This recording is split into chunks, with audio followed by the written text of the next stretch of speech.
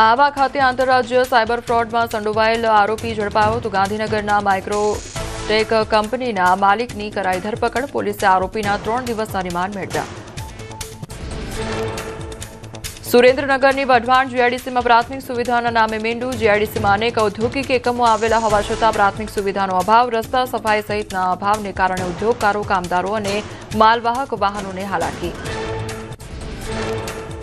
Tax ભર્યા બાદ પણ સુવિધાઓ ન મળતી હોવાથી ઉદ્યોગકારોમાં રોષ. અસુવિધાને કારણે ધંધા રોજગાર પર અસર થઈ રહી હોવાની કરી ફરિયાદ. સુવિધાઓ નહીં મળે તો વેરો ન ભરવાની ઉદ્યોગકારોએ ઉચ્ચારી ચીમકી. શિયાળામાં પણ શાકભાજીના ભાવ આસમાને પહોંચ્યા. શાકભાજીના ભાવમાં સરેરાશ 30 થી 40 રૂપિયાનો વધારો નોંધાયો. શાકભાજીના ભાવ વધતા ગૃહિણીઓનું બજેટ ખોરવાયું. સામાન્ય દિવસોમાં 20 થી 30 રૂપિયાનું મળતું શાકભાજી 80 થી 100 રૂપિયા પર પહોંચ્યું તો 1 કિલો રીંગણના ભાવ 100 રૂપિયા પર પહોંચ્યા અને ભીંડા, ટમેટા, વાલોર, પાપડી અને મેથી સહિતના ભાવ વધ્યા.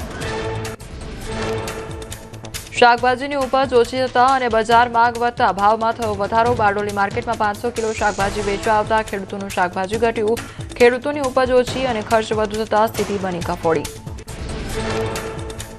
ગીર સોમનાથમાં કમોસમી વરસાદના કારણે શાકભાજીની ખેતીને નુકસાન તો ફાફણી ગામના ખેડૂતો શાકભાજી બજારમાંથી ખરીદવા મજબૂર. બજારમાં 35 થી 40 રૂપિયા કિલો મળતું શાકભાજી વેચાઈ રહ્યું છે. 140 થી 160 રૂપિયાના ભાવે.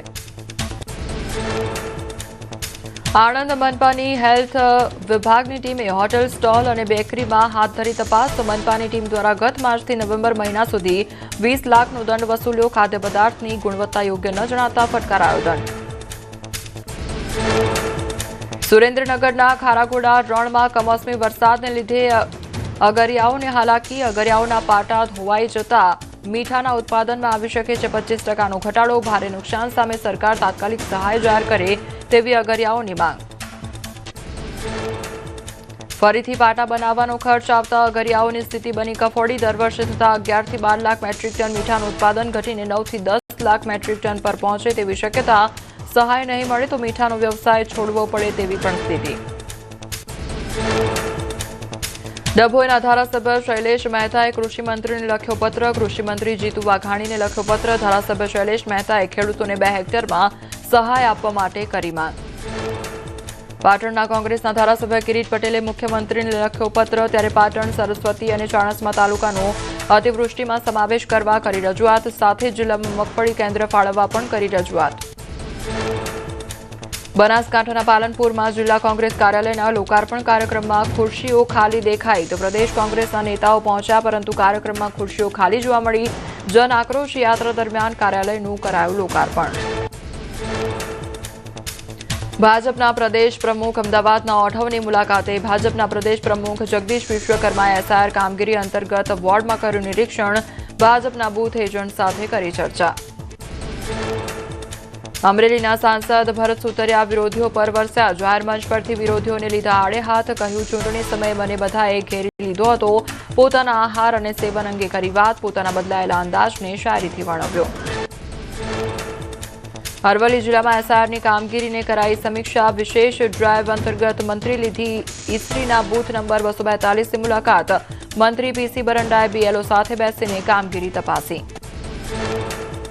ભરૂચ જિલ્લા પ્રાથમિક શિક્ષક સંઘ દ્વારા જિલ્લા કલેક્ટરને રજૂઆત. બીએલઓ શિક્ષકો પર કામનું દબાણ ન કરવા રજૂઆત. સવારે 9 થી 6 વાગ્યા સુધી જ કામગીરી કરાવવા માંગ તો સાંજ બાદ અન્ય ટીમ બનાવી કામગીરી સોંપવા રજૂઆત. કોંગ્રેસ નેતા અમિત ચાવડાનું એસઆઈઆરની કામગીરી અંગે નિવેદન. કહ્યું, એસઆઈઆરની કામગીરીમાં બીએલઓ પર અતિશય દબાણ મુકાયું. શિક્ષકોના સ્વાસ્થ્ય પર અસર પડી હોવાની કરી વાત.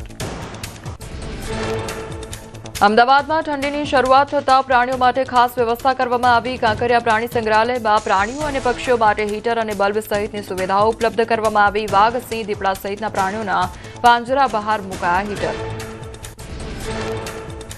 શિયાળામાં પ્રાણીઓને ખોરાકની વધારે જરૂરિયાત પડતી હોવાથી ખોરાકમાં પણ કરાયો ફેરફાર. તો પ્રાણીઓની સૂવા બેસવાની જગ્યા પર ઘાસની પથારી કરાઈ. પક્ષીઓ અને સરીસૃપો એટલે કે સાપ માટે માટલા મૂકી અંદર બલ્બની વ્યવસ્થા કરવામાં આવી.